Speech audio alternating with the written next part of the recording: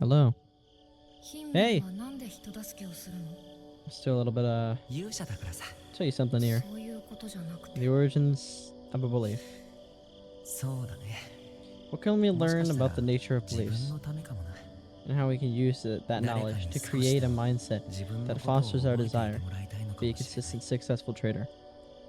生きている Well, ということは there's two questions 誰 I'm か going に to 知ってもらっ focus て on answering. 覚えていてもらうことだ。 First, let's look at the origins of 覚 our えていてもら beliefs. うためにはどうすればいいんだろう。 Memories, distinctions, and beliefs ほんの少しでいい exist in the form of energy, 誰かの人生を specifically 変えてあげる。きっ structured energy. とそれだけで十分なんだ。 I lump these three components together to illustrate that the memories or distinctions and beliefs do not exist as physical matter, as scientists found out, as they cannot figure out where the heck this stuff is, but rather than a form of energy or some sort. See, they can't find physical traces of this stuff for some reason. It's weird after exploring our brains. That the cause effect relationship that exists between ourselves and the external environment brings these components into existence, and how the cause and effect relationship reverses so that we can perceive in the external environment what we have learned about. To get to the origins of our beliefs, we're going to have to unbundle these components to illustrate the difference between a memory and a belief. The best way to do this is to imagine ourselves in the mind of an infant. I would not think that the very beginning of a child's life, the memories of his experiences would exist in the purest form. By that, I mean the memories of what he has seen, heard, smelled, touched, or tasted existed in his mind as pure sensory information that is not organized or attached to any specific words or concepts. I'm going to define a pure memory as a sensory information stored in its original form. A belief, on the other hand, is a concept about the nature of the way the external environment expresses itself. A concept combines pure sensory information with a symbol or system we call language. For example, most infants have a pure memory of how it feels to be lovingly nurtured by a parent. But it isn't until the infant is taught to link or associate certain words with the pure sensory information stored in his memory that he will form a concept about how he feels to be lovingly nurtured. The phrase "life is wonderful" is a concept. By themselves, the words make up a meaningless collection of abstract symbols. My bad. Keep on having little ear shots. But yeah. But if a child is either taught or decides to connect these words to his positively charged feelings of being nurtured, then the letters are no longer a collection of abstract signals or symbols, and the words are no longer an abstract phrase. Life is wonderful, becomes a definitive distinction about the nature of existence or in a way the world works. By the same token, if the child didn't get enough nurturing relative to his needs, you could just easily link his feelings of emotional pain to a concept like life isn't fair or the world is an awful place. In any case, when the positive or negative energy from our memories or experiences become linked to a set of words we call a concept, the concept becomes energized, and as a result, is transformed into a belief about the nature of reality. If you consider that concepts are structured by the framework of a language and energized by our experiences, it becomes clear why I refer to beliefs as structured energy. Alright, when a belief comes into existence, what does it do? What is its function? In some ways, it seems ludicrous to ask those questions. After all, we all have beliefs. we are constantly expressing our beliefs, both verbally and through our actions.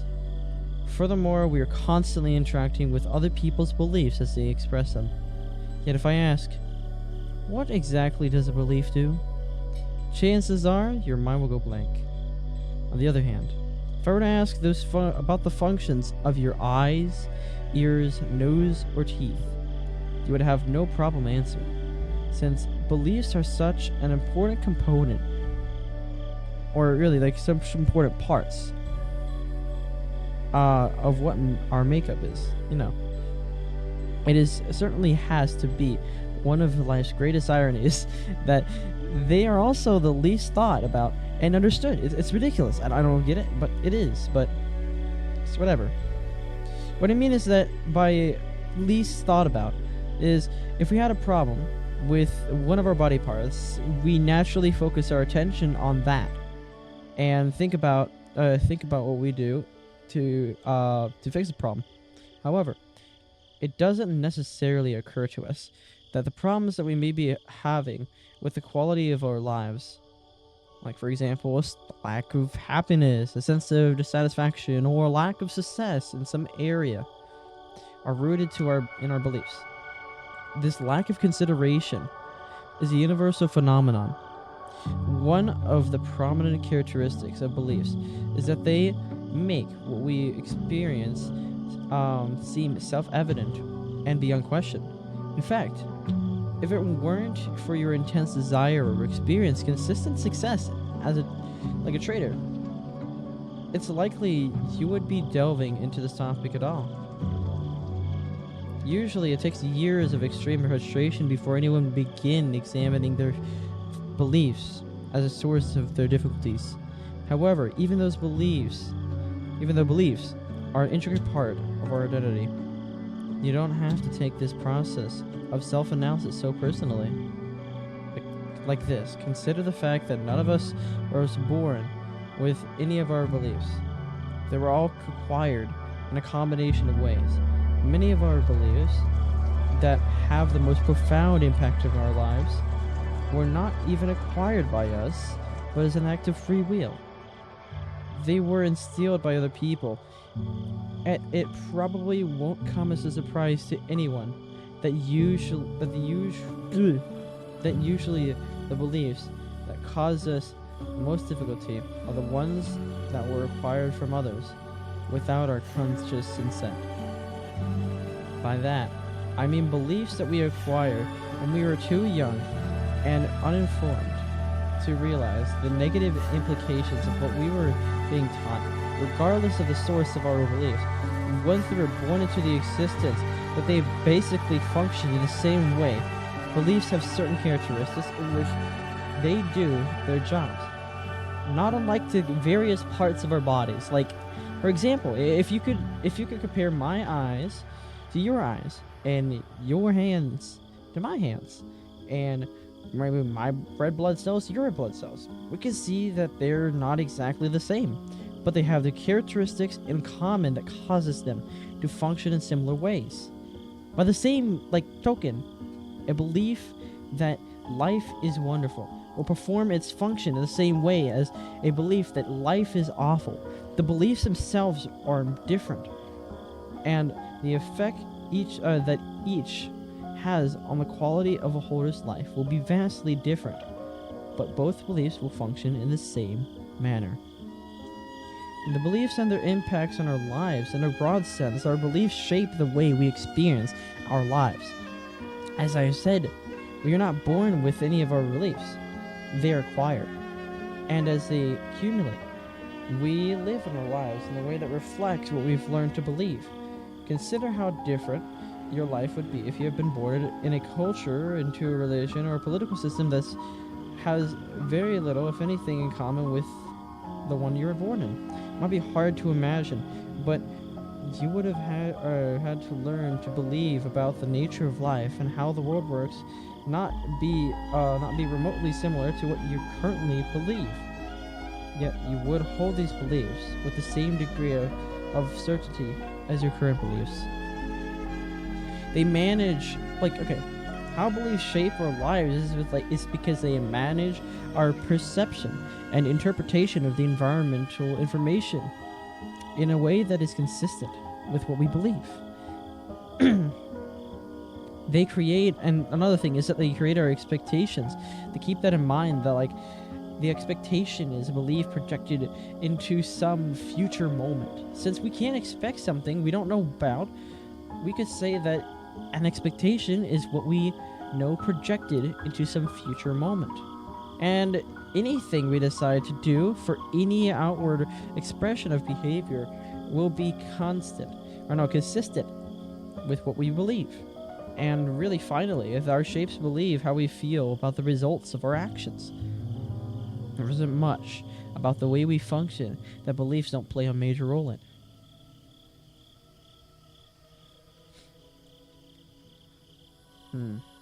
In spring of 1987, a locally produced television program called Gotcha Chicago.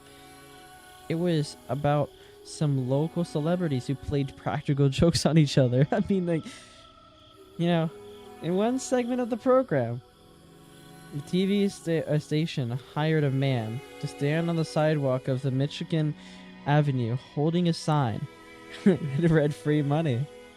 Today only." That's ridiculous. For some of those who are not familiar with the Chicago Michigan Avenue, is a home to many fashionable, exclusive, like department stores and boutiques or something like that. Yeah. Well, either way, the station gave the man a considerable amount of cash. Like, it's a lot. With the instructions to give the money to anyone who asked for it. Now, if you consider that the Michigan Avenue is one of the busiest areas of the city, and if we assume that most of the people who passed the man on the street could read a sign, how many people do you think would actually think to take him up on his offer and ask for some money? Of all the people that walked by and read the sign, only one person stopped and said, "Great, may I have a quarter to buy a bus transfer?" Like, that was only a quarter. Otherwise, it would have never been. No one would ever go near the man. It's ridiculous. Especially it's crazy that, like, there were so many people walking by. Why? Eventually, the man grew frustrated because people weren't reacting in the way he expected them to. He started crying out, does anyone, like, want the money? Please take my money. I can't give it away fast enough. Like, everyone just kept walking around him as if he didn't exist. In fact, I noticed that several people went out of their way to avoid him. As a man wearing a suit and carrying a briefcase approached, he went up to the right to him and said, "Would you like some money?" The man responded, "No way, not today." Really frustrated, he shot back, "How many days has this happened? Would you take this?" As the man tried to hand him some cash, the man responded with a very strict no and walked on. Very, not strict, more like a no, and walked on. What was going on here? Like, why wouldn't anyone, except for the person who, needed a bus transfer, blah, blah, ask for the money? If we assume that most or all of the passerby could read the sign, but still didn't make the effort to get the money, then one possible explanation for their behavior is that they just didn't care about the money. This is extremely unlikely, though, considering how much of our lives is devoted to pursuit of money. If we agree that people could read the sign and that money is very important to most of us, then what could have stopped people from helping themselves? The environment is making available an experience that most people would love to have. Someone giving them money with no strings attached. Yet everyone walked by, oblivious to them what was waiting for them. They must not be able to perceive what is available. It's hard to imagine because the sign clearly said, "Free money, today only." However, it's not hard to imagine when you consider that most people would have that belief. Which a belief is an energized concept about how the world works. That free money doesn't exist. If free money didn't really exist, free money didn't really exist, then how does someone reconcile the obvious contradiction between that belief and the sign saying that it does? It's easy. Just side the man with the sign is crazy. I mean, who else would account for such a bizarre behavior? In fact, free money, free money doesn't exist. The reasoning response that could compensate for the contradiction might go something like this: everyone knows getting money with no strings attached rarely happens. Certainly not from a stranger from one of the busy streets in the city. In fact, if the man were really giving away free money, he would have already been mobbed. Really, he might even been endangered. Or maybe he might even endanger his life. He must be crazy. I had better take a wide path around him. Who knows what he might do. Notice how that every component of the thought process described is consistent with the belief that free money doesn't exist. The words free money were neither perceived nor interpreted as they were intended from the environment's perspective. Describing the person with the sign on the street must be created and really just is crazy and created an expectation of danger, or at least a perception that caution was warranted. Purposely altering one's path to just avoid the person with the sign is an action that is consistent with the expectation of danger. How did the person feel? How each person felt about the outcome? That's difficult to say without knowing each person individually. But a good generalization would be that they felt relieved that they successfully avoided an encounter with a crazy person. Who gives out free money like that? The feeling of relief resulted from avoiding a confrontation is a state of mind. Remember how you feel. The relative degree of positively or negatively charged energy flowing through our bodies and minds is always the absolute truth, but the beliefs that prompt any particular state of mind may not be the truth with the respect to the possibilities available from the environment's perspective. Relief from confrontation, relief from confrontation was not the only possible outcome in the situation. Imagine how different the experience would have been if they believed that free money existed. The process described above would be the same, except for it would make the belief that free money exists seem evident and beyond question, just as it made the belief that free money doesn't exist seem self-evident and beyond question. A perfect example would be one person who said, "Great, may I have the quarter?" One person that did that, for the bus transfer. When I really saw that, I had the impression that the guy was probably a panhandler, or would have asked anybody for a quarter. A panhandler is someone who definitely believes in the existence of free money. Therefore, his perception and interaction of the sign would exactly be what is intended by the news station. His expectation and behavior were consistent with his belief that free money exists. And how would he feel about the results? He got his quarter, and so I'd assume that he'd feel a sense of satisfaction. Of course. What he didn't know is that he could have gotten a lot more.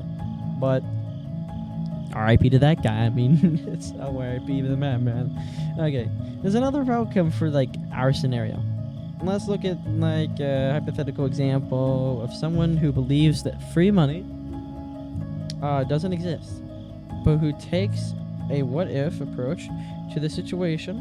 In other words, some people can be so intrigued and curious about the possibilities that they decide to temporarily suspend their belief that free money doesn't exist. This temporary suspension allows them to act outside the boundaries created by the belief in order to see what happens. So instead of ignoring the man with the sign, which would be our hypothetical person's first inclination, he walks up to him and says, "Hey, give me $10." The man promptly pulls a $10 bill out of his pocket and gives it to him. What happens now? How does he feel having experienced something unexpected that completely contradicted his belief? For most people, that belief that free money doesn't exist is acquired through unpleasant circumstances. To put it mildly, the most common way is being told that we can't have something because it's too expensive. How many times does the typical child hear, "Who do you think you are anyway? Money doesn't grow on trees. You don't," that kind of stuff. In other words, it is probably a negatively charged belief. So the experience of having money handed to him with no strings attached and without any negative comments would likely create a state of mind of pure elation. In fact, most people would be happy if they feel compelled to share the happiness, that happiness, and his new discovery to everyone they knew. I can imagine him going back to his office or home and, maybe talking to his father, maybe it's, I don't know, maybe he's younger, but maybe he's older and he's talking to his wife, or maybe he doesn't have that, or maybe his colleagues, I don't know, anybody, friends, somebody, to just share the experience. I can imagine going back there and at the moment he encounters somebody he knows, the first words that may come out of his mouth, maybe, "You won't believe what happened to me today." And even though he desperately wants those he needs to believe his story, they probably won't, because their belief is that free money doesn't exist, or at least they'll be skeptical, and it'll cause them to interpret this, his story in a way that negates its validity. To take his example a little further, imagine what would happen if the person in the state of mind, if it occurred to him that he could have asked for more money. He's in a state of pure elation. However, the moment he thought either pops, what is it called again?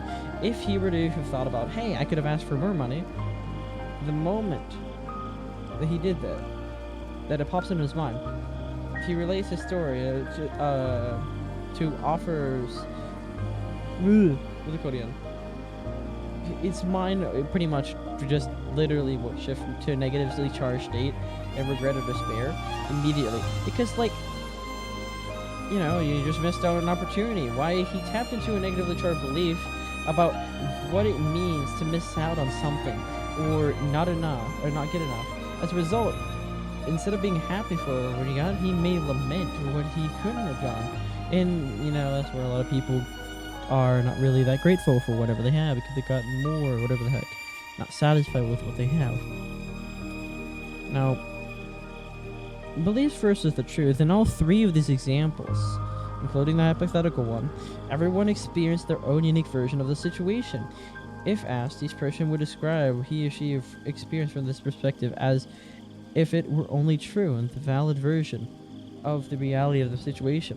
The contradiction between these three versions of the truth suggests to me a larger philosophical issue that needs to be resolved. If beliefs limit our awareness of the information generated by the physical environment, so that we perceive is consistent with whatever we believe, then how do we know what the truth is? To answer this question, we have to consider four ideas. The environment can express itself in an infinite combination of ways. When you combine all the forces of nature interacting with everything created by humans, then add to that the forces generated by all the possible ways people can express themselves, the result is a number of possible versions of reality that would surely overwhelm even the most open-minded person. Until we've acquired the ability to perceive every possible way in which the environment can express itself, our beliefs will always represent a limited version of what is possible.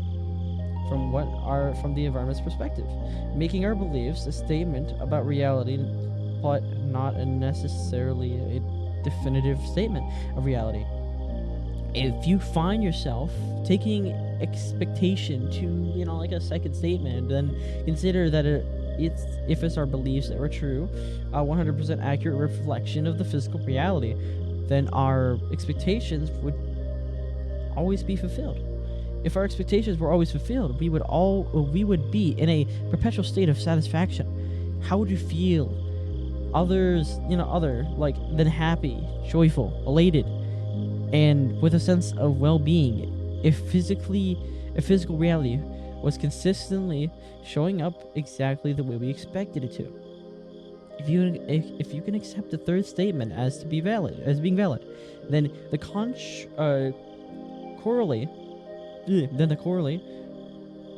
or whatever the frick, is also true. If you're not experiencing satisfaction, then we must be operating out of a belief or beliefs that don't work well. Not very well at all, relative to the environment's conditions. Taking these four ideas into really the thought and consideration, I can now answer the question: what is the truth? The answer is whatever works. I mean, if beliefs impose limitations on what we perceive as possible, and the environment can express itself in an infinite combination of ways, then beliefs can only be true relative to whatever they are attempting to accomplish at any given moment. In other words, the relative degree of truth inherent in our beliefs can be measured by how useful they are. Each of us has internally generated forces: curiosity, needs, wants, desires, goals, and aspirations that compel or motivate us to interact with the physical environment. A particular set of steps we take to fulfill the object of our curiosity, needs, wants, desires, goals, or aspirations, or is a function of what we believe to be true in any given moment or situation. That truth, whatever it is, will determine the possibilities we perceive in relation to what is available from the environment's perspective. And how we interpret what we perceive, the decisions we make, our expectations of the outcome, the action we take, and how we feel about the results of our efforts. At any given moment, we could find ourselves in a state of satisfaction, happiness, or well-being in relation to whatever we're attempting to accomplish. We can say that our truth, meaning whatever beliefs we are operating from, are useful because the process, as stated above, worked. What we perceived was not only consistent with our objective, it is also consistent with the fact, or with what was available for our moment's perspective, or environment's perspective, that kind of thing. Our interpretation of the information we perceived resulted in a decision, expectation, and action that were in harmony with the environmental situation and circumstance. There was no resistance or counteracting force offered by the environment or our own mind, that would diminish the outcome we were trying to achieve. As a result, we find ourselves in a state of satisfaction, happiness, and well-being. On the other hand, we find ourselves in a state of dissatisfaction, disappointment, frustration, confusion, despair, regret, or hopelessness. We can say that relative to the environment, situation, and circumstances, the beliefs that we are operating from don't work well or at all, and therefore are not useful. Simply put, the truth is a function of whatever works in relation to whatever we're trying to accomplish at any given moment. Now, if the environment can express itself in an infinite combination of ways, there really is no limit to the number and types of beliefs available to be acquired about the nature of our existence. That is the elaborate way of saying, hey, there's not really a lot out there to be learned about, there's a lot out to be there's a lot out there to be learned about, Yet we make a general observation about the nature of humanity. I would say that we certainly don't believe or live our lives in a manner that is consistent with the statement. If it is true that it's possible to believe almost anything, then why are you always arguing and fighting with each other? Why isn't it all, right for all of us to express our lives in the way that reflects what we've learned to believe? There has to be something behind a relentless attempt to convince others of our validity of our beliefs and to deny the validity of others. Consider that every conflict, from the smallest to the largest, from the least to the most significant, either between individuals, cultures, societies, or nations, is always the result of conflicting beliefs. What characteristics of our beliefs make us intolerant of divergent beliefs? In some cases, we're so intolerant that we would literally kill each other just to get a point across. Like, it's stupid. It is so stupid. Like, my personal theory is that beliefs are not only structured energy, but also energy that seems to be conscious. Like, at some extent of, having some degree of awareness. Otherwise, how can we account for our ability to recognize on what's outside of what is on the inside? Like, how would we know our expectations are being fulfilled? How would we know when they're not? Like, how would we know when we are being confronted with information or circumstances that contradict what we believe? The only explanation is that each individual belief has some quality of either awareness or self-awareness that it causes it to function as it does. The idea of energy that has some degree of awareness may be difficult for many of you to accept, and that's completely understandable. It's fine, whatever. It's just personal beliefs and stuff like that. But there are several observations we can make about our individual and collective natures that support the possibility. First, everyone wants to be believed. It doesn't matter. It doesn't matter what the belief is. It can be the dumbest crap ever. But the experience of being believed feels good. I think the positive feelings are universal, meaning that they apply to everyone. Conversely, no one likes to be disbelieved. It doesn't feel good.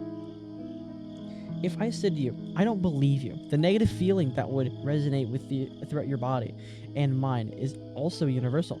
By the same token, none of us likes to have our beliefs changed. The challenge feels like an attack. Everyone, regardless of the belief, seems to respond in the same way. The typical response is to argue, defend ourselves, or our beliefs, not really ourselves, but our beliefs, stuff like that could be you could say. And depending on our situation, maybe even attack back. When expressing ourselves, we seem to like being listened to. If we sense our audience isn't paying attention, how does it feel? How does it feel? Not good. Again, I think this response is universal.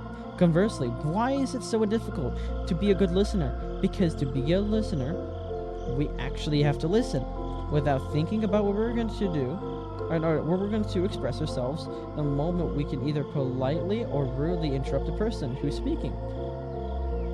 What's the compelling force behind our inability to listen without waiting to interrupt? Don't we like being with people with similar beliefs because it feels comfortable and secure? Don't we avoid dissimilar or conflicting beliefs because it makes us feel uncomfortable or we feel even threatened? The bottom line implication is the moment we acquire a belief, it seems to have a life of its own, causing us to recognize and be attracted to its likeliness and compelled by anything that is opposite or contradictory. Considering the vast number of divergent beliefs that exist, if these feelings of attraction or comfort and being repelled or threatened are universal, then each belief must somehow be conscious of its existence. And this conscious, structured energy must behave in some characteristic way that are very common to all of us.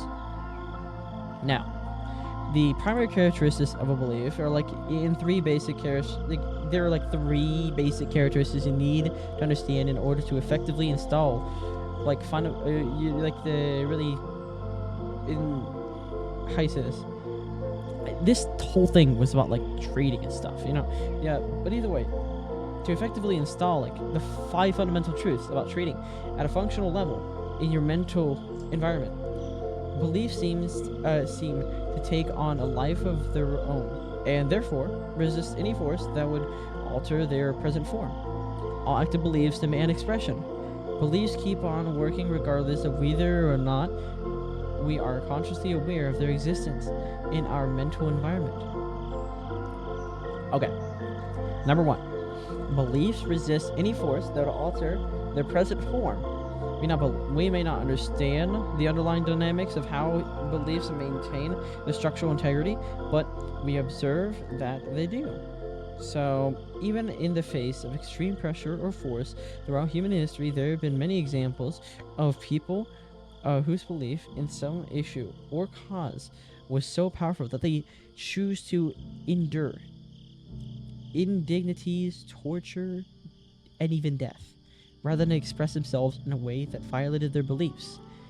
This is certainly a demonstration of how, really just how powerful beliefs can be, to the degree that they can resist any attempt to be altered or violated in the slightest way. Beliefs seem to be composed of a type of energy or force that naturally resists, like with any other force that causes them to exist in any other form than the present form. Does this mean they can't be altered? No, like absolutely not. This always some sort of way convert, like how I convert my feelings or like my emotions to something else instead of bottling them up or holding the, do whatever the frick people do, let it flow out, blah blah. I convert it. Okay. Well, it just means that we have to understand how to work with them. Beliefs can be altered, but not the way that most people think. I believe that once a belief has been formed, it cannot be destroyed. In other words, there is nothing we can do that would cause one or more of our beliefs to cease to exist or to evaporate, as if they never existed at all. This assertion is found in the basic law of physics. According to Albert Einstein, and the others in the scientific community, energy can neither be created nor destroyed. It can only be transformed. If beliefs are energy, structured, conscious energy that is aware of its existence, then this same principle of physics can be applied to the beliefs, meaning if we try to eradicate them, it's not gonna work. If you knew someone or something that was trying to destroy you, how would you respond?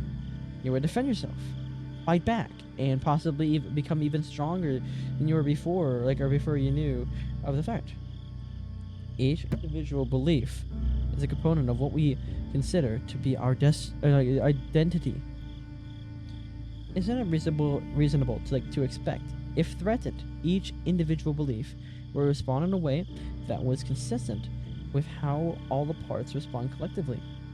The same principle holds true if we try to act as a particularly troublesome belief doesn't exist. If you woke up one morning and everyone you knew ignored you and acted as if you didn't exist, how would you respond? It probably would not be long before you grab somebody and got right into their face and try to force them to acknowledge you again. If purposely ignored, each individual belief will act in the very same way. It'll find a way to force its presence into our conscious through through process, conscious thought process or behavior. What's it called? Need some water. The easiest and most effective way to work with our belief is to generally render them inactive or non-functional by drawing the energy out of them. I call this process deactivation. After deactivation, the original structure of the belief still remains intact. So technically, it hasn't changed.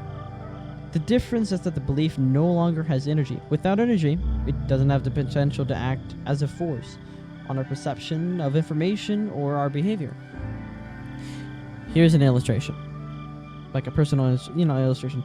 As like, okay, as a young child, I was taught to believe in both Santa Claus and the Tooth Fairy. I remember putting a freaking tooth right under the pillow, and my mom is just eventually, later on in the future you find all this stuff. Point is that in my mental system, both of these were perfect examples of of what are now inactive, non-functional beliefs. However, even though they are inactive, they still exist inside of my mental system. Only and now they exist as concepts with no energy. Nathan, can you give me some water? Give me a moment.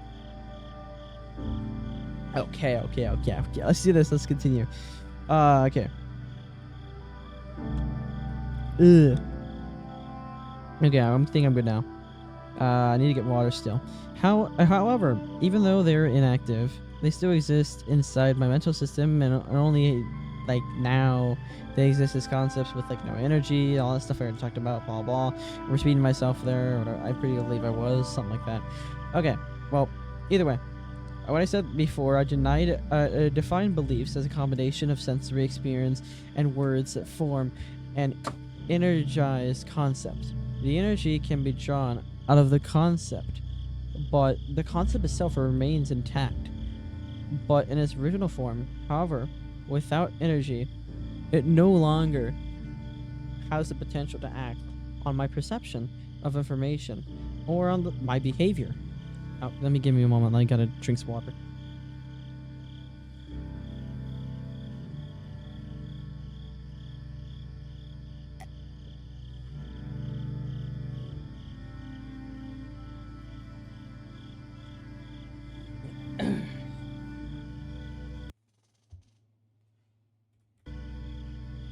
Okay, I think I'm good. Okay, there we go. Okay, now think about this. I think about this sometimes. Like if somebody were to come up to me and said, like, Santa Claus with a door, how would you think I would define and interpret this information? I would treat it as irrelevant or a joke, of course. However, if it were just, I was 5 years old, and my mother told me that Santa Claus was right at the front door, her words would have instantly tapped me into a huge reservoir of positively charged energy that would have compelled me to jump and run to the front door as fast as I could.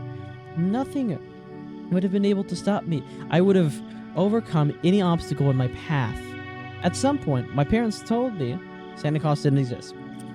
Way to go, parents. But of course, my first reaction was in disbelief. I didn't believe them, nor I wanted to believe them. Eventually they convinced me, but however, the process of convincing me did not destroy my belief of Santa Claus, or to cause it to exist no longer. It just took all the energy out of the belief. The belief was transformed into a non-functional, inactive concept about how the world works. I'm not sure where all that energy went, but I know that some of it was transferred to a belief that Santa Claus doesn't exist. Now, I have two contradictory distinctions about the nature of the world that exists in my mental system. One, Santa exists. Two, Santa doesn't exist. The difference between them is the amount of energy they contain. First has virtually no energy. The second has energy. So, a fundamental perspective, there is no contradiction or conflict. I propose that if it's possible to render one belief inactive, then it's possible to deactivate any belief, despite the fact that all beliefs seem to resist any force that would alter their present form. The secret to effectively changing our beliefs is to understand and consequently believe that we aren't really changing our beliefs. We are simply transforming the energy from one concept to another concept. One that we find more useful in helping us fulfill our desires or achieve our goals. Okay, but either way, all active beliefs Demand expression. Beliefs fall into two basic categories, active and inactive. The distinction between the two is simple. Active beliefs are energized. They have enough energy to act as a force on our perception of information and our behavior. An inactive belief is just the opposite. It is a belief that, for any number of reasons, no longer has energy, or has little energy that is no longer able to act as a force on how we perceive information or how we express ourselves. When I say that all beliefs demand expression, I don't mean to imply that every belief in our mental environment is demanding to express itself simultaneously. For example, if I were to ask you to think about what's wrong with the world today, the word "wrong" would bring to to your mind ideas about the nature of the world that reflect what you believe to be troubling or disturbing. Unless, of course, there's nothing to be troubling or disturbing, to be troubling or disturbing. Unless, of course, there's nothing about the state of the world you might find troubling. You find troubling. Ooh, whatever the frick. Either way, point is, if there's nothing the point is, if there's something you do believe is wrong, you weren't necessarily thinking about those ideas before I asked the question. But the moment I did, your beliefs about these issues instantly moved to the forefront of your conscious thinking process. In effect, they demanded to be heard.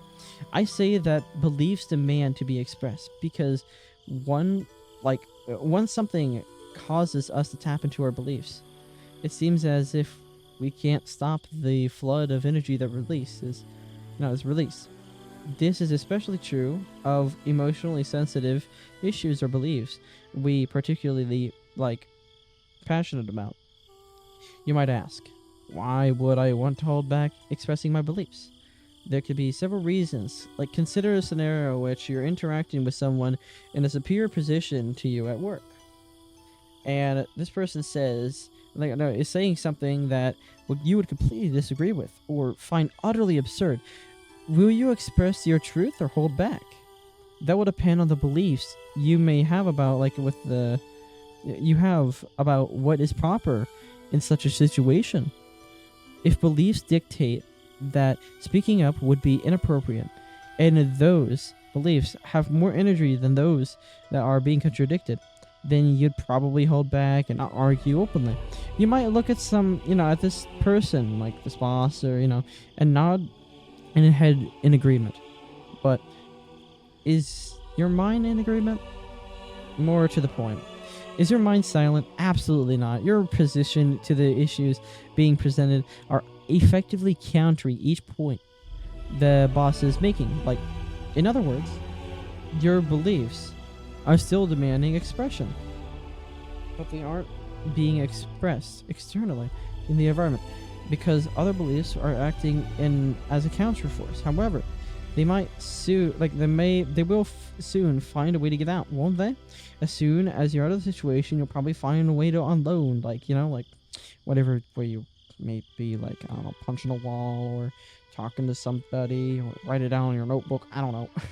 Or if it's your side argument, whatever the frick you do. Or you will probably describe what you had to endure to anyone you think will lend a sympathetic ear.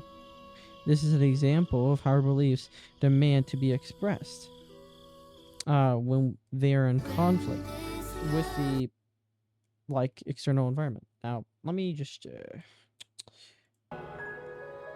why not?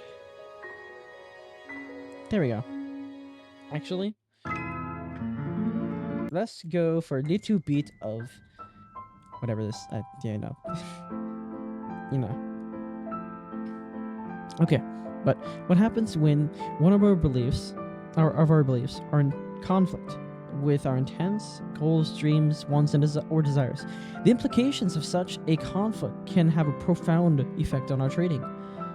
As we've already learned, beliefs create distinctions in how we externally, about how the external environment can express itself. Distinctions, by definition, are boundaries.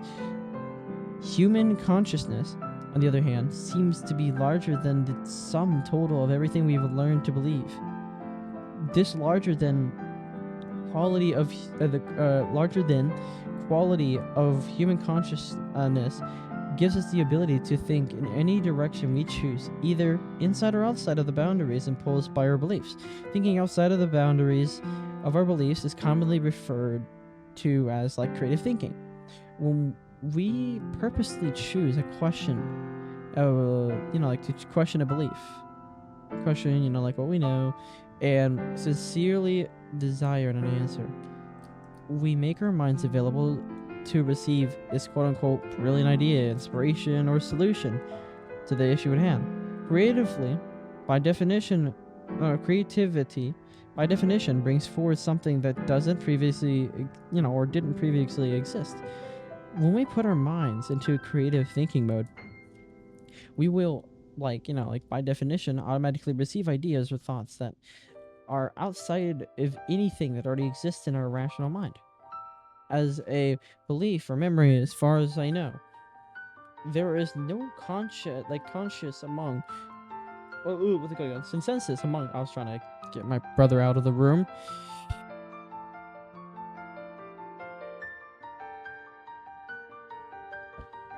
Okay, there we go. I got about let's go. Okay. I know there are no consensus among artists, inventors, or the religious or scientific communities as to exactly where creativity or creatively generated information comes from.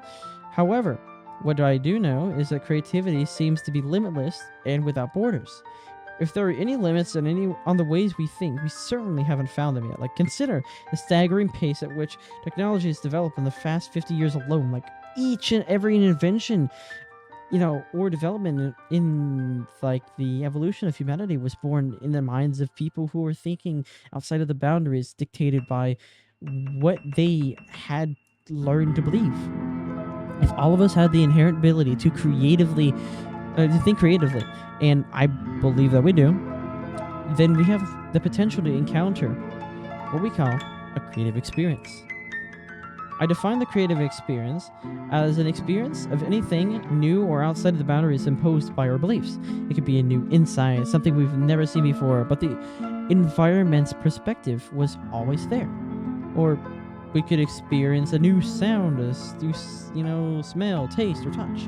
Creative experiences like creative thoughts, inspirations, hunches, and brilliant ideas can occur as a surprise, or it can be a result of our conscious direction. In either case, when we experience them, we can be confronted with a major psychological dilemma. A creative occurrence, whether in a form of a thought or an experience, can cause us to be attracted to or desire something that is direct conflict with one or more of our beliefs. Okay, to illustrate the point, let's return to the example. Let's talk about just talk about the boy and the dog. So, the boy has several painful experiences with dogs because the first real experience, from the environment's the first experience was real from the environment's perspective. However, the others resulted in how his mind processed information. Based on the operation of association and pain avoidance mechanisms, the end result is that he experiences fear every time he encounters a dog. So, back then. So, let's say this. Boy and a dog. He has pure sensory information. No beliefs, no nothing about a dog. Never even seen them before. All of a sudden, he goes up to a dog with pure curiosity, pure fascination, pure whatever. Joy. Just want to check it out. Boom. He gets bit. Now the next time he goes to another dog. Ooh. Now, in his mental environment, even though the dog can be completely nice, maybe that dog, in the environment's perspective, is very nice. He's a very nice, good dog. But to him, in his internal mental environment, all he knows is that this thing that resembles what I had before, this dog figure or whatever it is, this thing the second dog, it's the same as the other one. It's all fact. It's true. This has to be. This, and it's like, because of the previous, like, fear, what happened to him, now he no longer, like, wants to touch the second dog, get near him, or anything like that. He's petrified, terrified from that second dog. Because now the first pain dog experience is the only experience he ever had, and that's what everything's based on for the second dog. So now he's just completely scared, frozen, can't do anything about it. I mean, it's crazy, but yeah, it's true. Now, let's suppose that a boy was a toddler when he first had the negatively charged experience. As he grows up and begins associating specific words and concepts with his memories, he will form a belief about the nature of dogs. It will be reasonable to assume that he adopted a belief, like something like all dogs are dangerous. With the use of the word "all" in the boy's belief, is structured in a way that is, assumes that he'll avoid all dogs. He has no reason to question his belief because every experience has confirmed and reinforced this validity. However, he and everyone else on the planet is susceptible to creative experience. Under normal circumstances, the boy will do everything possible to make sure he does not encounter a dog. But what if something unexpected or and unintended occurs? Suppose the boy is walking with his parents. As a result, feels, protected and safe. Now, suppose he and his parents come to a blind corner and cannot see what's on the other side. They encounter a scene in which several children of the same age as the boy were, they're playing with some dogs. And furthermore, they're obviously having a great deal of fun. Now, this creative experience, the boy is confronted with indisputable information that, that what he believes about the nature of dogs is not true. What happens now? I just had the cough, my bad. First, the experience was not all the boy's conscious direction. He did not make a, decision to willingly expose himself to information that contradicted what he believed to be true. We might call this an inadvertent creative experience because this, the external environment forced him to confront other possibilities that he would, he didn't believe existed. Second, the experience of seeing other children play with the dogs and not get hurt will throw his mind into a state of confusion because, and after the confusion, wears off, meaning as he accepts the possibility that not all dogs are dangerous. Several scenarios are possible. Seeing other children his own age, and whom he'd strongly identify. He would strongly identify all that kind of stuff, their own age. Having a great deal of time, good time playing with the dogs, could cause the boy to decide that he wants to be like the other children and have fun with the dogs too. If that's the case, this inadvertent, creative encounter caused him to become attracted to express himself in a way that he formerly didn't believe was possible. Interacting with the dogs. In fact, the notion was so impossible that it wouldn't have been occurred to him, to consider it. It would have never crossed his mind. Now, he only not only considers it, he desires it. Will, he be able to express himself in the way that is consistent to his desire? To answer this question is a matter of energy dynamics. There are two forces within the boy that are in conflict, the direct conflict with each other, competing for expression. His belief that all dogs are dangerous, and his desire to have fun and be like other children. What really what he will do for, the next time he encounters a dog will be determined by which has more energy, his belief or his desire. Given the intensity of the energy in his belief, all dogs are dangerous. We reasonably assume that his belief will have far more energy than his desire. If that's the case, then he will find his next encounter with the dog very frustrating. Even though he may not want to touch or pet the dog, he'll find that he can't even, maybe he wants, to touch him and stuff like that. He'll find that he can't interact with it in any way. Like, the word all in his belief acts as a paralyzing force, preventing him from, fulfilling his desire. He might be well aware of the fact that the dog he wants to pet is not dangerous and won't hurt him, but he won't be able to pet it until the balance of energy tips into the favor of desire. If the boy genuinely wants to interact with dogs, he'll have to overcome his fear. Now, this is the thing. This means that he'll have to be able to deactivate his belief that all dogs are dangerous, so he can properly install a belief about dogs that is more consistent with his desire. We know that dogs can express themselves in a wide range of ways, from the loving and gentle to mean and nasty. However, very few dogs, on a percentage basis, fall into the mean category. A good belief for the boy to adopt him then would be something like most dogs are friendly, but some can be mean and nasty.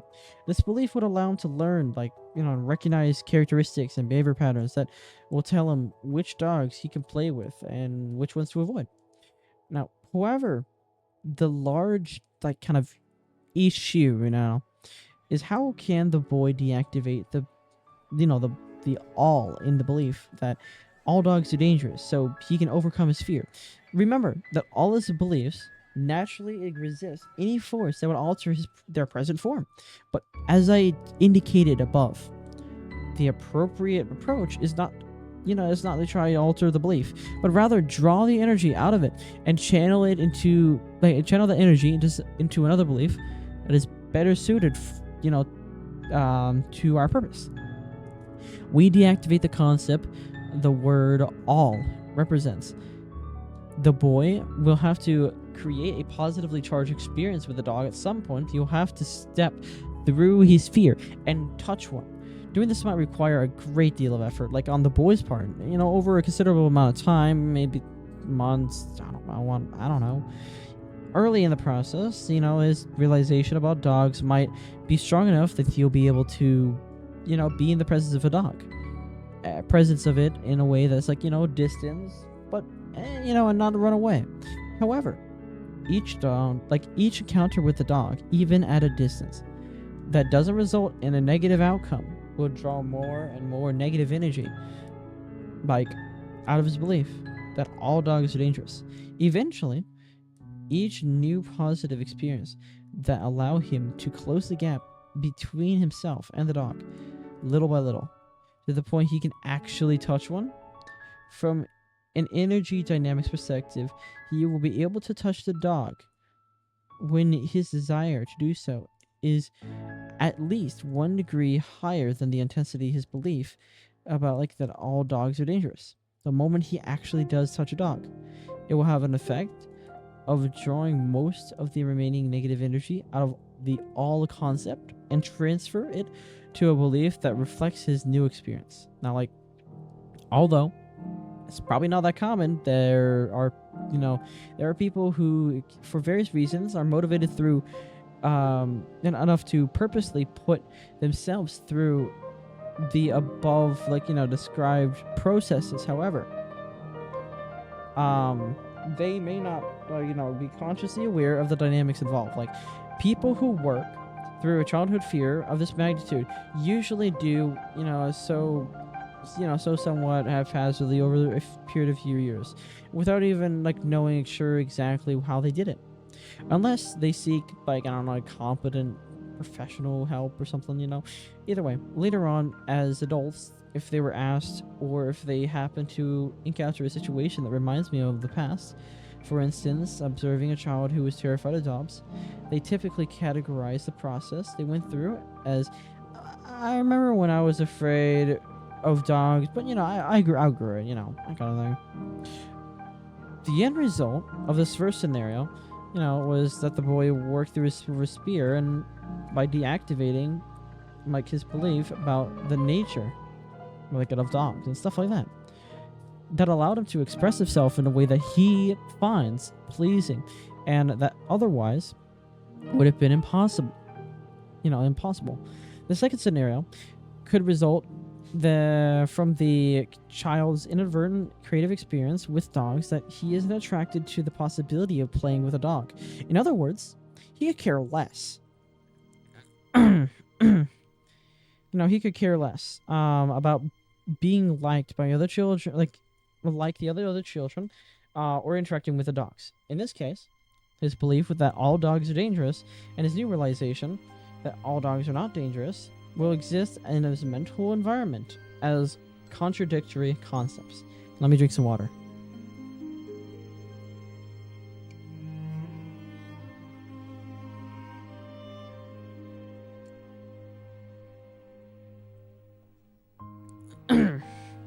Okay. Now we're refreshed. Okay. So, that's where we at. Yeah, there it is. I think we're at contradictory. I think something like that. I don't remember. I need to look at my memory so I can start speaking this stuff out again and think about it. And I got out of the groove a little bit later. Shoot. I remember now. Okay, this is this is an example of what we'd call, what I call an active contradiction. When two beliefs are in direct conflict with each other, both demanding expression in this, an example. The first belief exists at a core level of the boy's mental environment, and with a great deal of negatively charged energy. Now, the second belief is a lot more superficial level, and is very, little positively charged energy. The dynamics of this situation are interesting and extremely important. We have stated that beliefs control our perception of information. Under normal circumstances, the boy would have, been perceptively blind to the possibility of interacting with the dogs. But the experience of seeing other children play with them created a positively charged experience, positively charged concept in his mental environment that dogs are not all dangerous. Some can be friendly. However, he has done nothing, he hasn't done anything to deactivate the all-in-his belief that all dogs are dangerous. And as far as I know, beliefs have no capacity to deactivate themselves. As a result, beliefs exist in our mental environment from the moment they are born to the moment we die, unless we consciously take the steps to deactivate them. However, in this scenario, the boy does not desire and has no desire and consequently no motivation to move through his fear. Therefore, the boy is left with the active contradiction, where his minimally charged belief that not all dogs are dangerous gives him the ability to perceive the possibility of playing with a dog. But his powerfully charged belief that all dogs are dangerous still causes him to experience some level of fear every time he encounters a dog. Maybe not enough to cause him to run in terror, because some of that fear will be offset by the other belief, But there will certainly be enough fear to cause a great deal of discomfort. The ability to see and consequently know that the situation is not dangerous, but at the same time find ourselves immobilized with fear can be quite baffling, honestly. I mean, if you don't understand what we consider we discover as a result of thinking creatively, or realize that an inadvertent creative experience doesn't necessarily have enough energy to become a dominant force in our mental environment. In other words, our new awareness or discovery could very well have enough energy to act as a credible force on our perception of information, thereby causing us to perceive possibilities that would otherwise be invisible. But it might not have enough energy to act as a credible force in our behavior, that it takes more energy to act or express ourselves than the amount of energy it takes to absorb something. On the other hand, new awareness and discoveries instantly and effortlessly, how you see this? Instantly and I'm having a brain fart. On the other hand, like, new experiences, awarenesses and discoveries instantly and effortlessly become dominant forces if there's nothing inside of us that conflict, with them. But there are conflicting beliefs that we aren't willing to deactivate. The conflicting forces, especially if we are negatively charged, then acting on what we've discovered will be a struggle at the very least, and perhaps downright impossible. What I would have described is the psychological dilemma that virtually every trader has to resolve. I mean, since I'm on the topic of trading in the first place with this entire thing, this entire thing was about trading. Let's say you have a firm grasp on the nature of probabilities, and as a result, you will know that the next trade is simply simply another trade in a series of trades that has a probable outcome. Yet you would find you're still afraid to put on that, put that next trade on, or you're still susceptible to several of the fear-based trading errors we discussed in previous chapters. Remember that the underlying cause of fear is the potential to define and interpret market information as threatening. What is the source of our potential to interpret market information as threatening? Our expectations when a market generates information that doesn't conform to what we expect. The up and down tick seems to take a threatening quality, become negatively charged, and consequently we experience fear, stress, anxiety. What is underlying, what is the underlying source of our expectations, our beliefs? In light of what you now understand about the nature of beliefs, if you are still experiencing negative states of mind when you trade, and honestly, this can just apply to a lot more than just trading, honestly. Just a lot of things in life you can apply this concept of beliefs on. But you can assume there is a conflict between what you know about the probable outcomes and any number of other beliefs in your mental environment, that are arguing, demanding expression for something, else. Keep in mind that all active beliefs demand expression, even if we don't want them to. To think in probabilities, we have to believe in every moment in the market is unique. But more specifically, that every edge has a unique outcome. When you believe at a functional level that every edge has unique outcome, meaning that it's a dominant belief without any other beliefs, arguing for something different, you will experience a state of mind that is free of fear, stress, and anxiety when you trade. It really can't work any other way. A unique outcome is not something we have already experienced. Therefore, it is not something we can already know. If it were known, it would not be defined as unique. When you believe that you don't know what's going to happen next, what exactly are you expecting from the market? If you said, I don't know, then you're absolutely right. If you believe that something will happen and you don't need to know exactly what, that something is to make money, then there's a potential to define and interpret the market information as threatening. There's no way to do that. If you said there's none, then you're absolutely right again. Here is one more example of how beliefs demand expression. Let's look at the situation where the first, child's first encounter with a dog was a very positive experience. Now, as a result, he had absolutely no problem interacting with dogs, any dog for that matter, because he has not encountered one that is unfriendly. Therefore, he has no concept, energized belief that it is possible for a dog to inflict any damage or cause him to experience pain. As he learns to associate words with his memories, he'll probably acquire a belief among the lions that all dogs are friendly and fun. Therefore, every time a dog comes into his field of awareness, this belief will demand expression.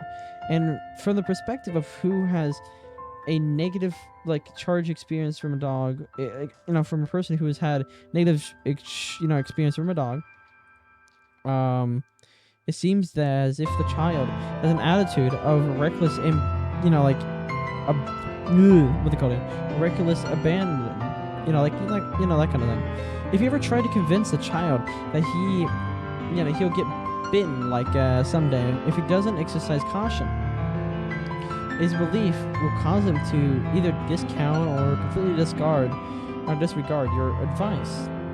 His response would be something like, "No way, it can't happen to me." Let's say at some point in his life he approaches an unfamiliar dog that wants to be left alone. The dog growls, the warning will go unheeded and the dog attacks the boy. From the perspective of the boy's belief system, he still had a creative experience. What effect will this experience have on a belief that all dogs are friendly? Well, will now he be afraid of all dogs as the same first child was? No. Actually, unfortunately.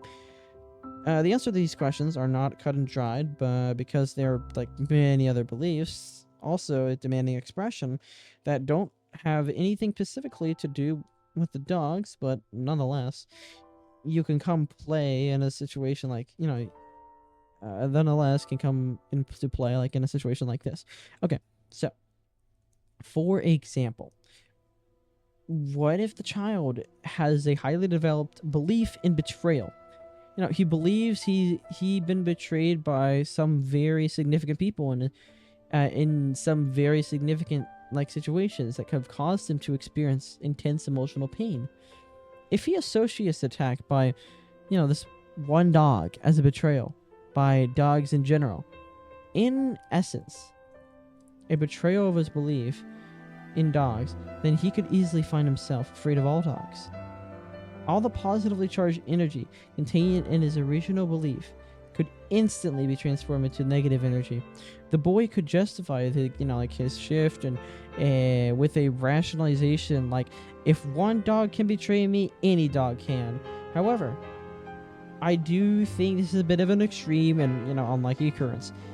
What is more likely is a word really that the word all in his original belief would be instantly deactivated, and the belief would be transferred to a new belief that reflects the true nature of dogs. This new experience caused an energy shift that forced him to learn something about the nature of dogs he otherwise refuses to consider the possible.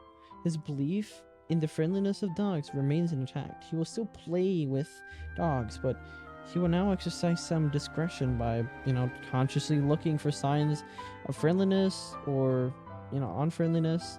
I think that a fundamental truth about the nature of our existence, it is in every moment of the market, as well as in everyday life, has elements that we just, of what we know, similarities, stuff like that, and elements we don't. We don't or can't know because we haven't expressed them yet. Let me just change the music. Bum, bum, bum, bum. Because I like to change the music. So try this one. Yeah, why don't this one? Hey. Okay, now where were we at? Memories, come on. Come on. Thread, string, come on. Attached. Where is the word attached from? Got it. Okay. Until we actively train our minds to expect a unique outcome, we will experience only what we know. Everything else, other information and possibilities that are not consistent with what we know and expect will pass us. Will pass us by, unperceived, discounted, distorted, outright denied or attacked. When you truly believe that, you don't need to know, we'll be thinking in probabilities. And we'll have no reason to block, discomfort, distort, deny, or attack anything the market is offering about its potential to move in any particular direction. If you are not experiencing the quality of mental freedom implied in this statement, and it is your desire to do so, then you must take an active role in training your mind to believe in the uniqueness of every moment. And you must deactivate any other belief that argues for something different. This process isn't, any this process isn't different from the one of the the boy in the first scenario he went through, nor is it going to happen by itself. He wanted to interact with the dogs without fear, but he had to do so and create a new belief and deactivate the conflicting ones. This is the secret to achieving the consistent success as a trader that I'm still working on to this day. I feel to this current moment I am talking, it is still, I have not reached this consistent success because I am still working on myself. It takes a long time. Either way, now beliefs keep working on, keep on working regardless of whether we are consciously aware of their existence in our mental environment.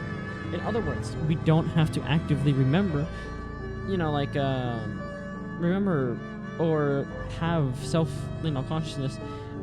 conscious access to any particular belief, for that belief to act as a force on our perception of information or our behavior. I know is hard to believe that something we can't even remember can still have an impact in our lives. Still, but when you think about it, much of what we learn throughout our lives is stored in an unconscious or subconscious level. If I asked you remember each specific skill you had learned, so you could drive a car with confidence, chances, the chances would be that you can't remember all the things you need to concentrate and focus on while you're in the process of learning. The first time I had opportunity to the first opportunity that what they call it again? Okay. The first time opportunity, whenever I heard somebody teaching the teenager how to drive, he told me about how he was absolutely amazed at how much there was to learn, how much of a process he took for granted and no longer thought about at a conscious level. Possibly the best example that illustrates this characteristic is people who drive under the influence of alcohol. On any given day or night, there are probably thousands of people who have had so much to drink that they have no idea, that they have no conscious awareness of how they drive from point A to point B. It's difficult to imagine how this is possible unless you consider that driving skills is one belief in his ability to drive, operate automatically on a much deeper level than waking consciousness. Certainly, some percentage of these drunk drivers get into accidents, but when you actually compare the accident rate with the estimated number of people driving under the influence of alcohol, it's remarkable that there aren't many more accidents. In fact, a drunk driver is probably most likely to cause an accident when he is either falls asleep or something requires a conscious decision and a fast reaction. In other words, the driving conditions are such that operating out of one's subconscious skills is not enough. Now, I think that's really it that I can kind of give you, really tell you about. Now, I hope you take this information. Tell me. And do something well with it. How do you intend to live? Because,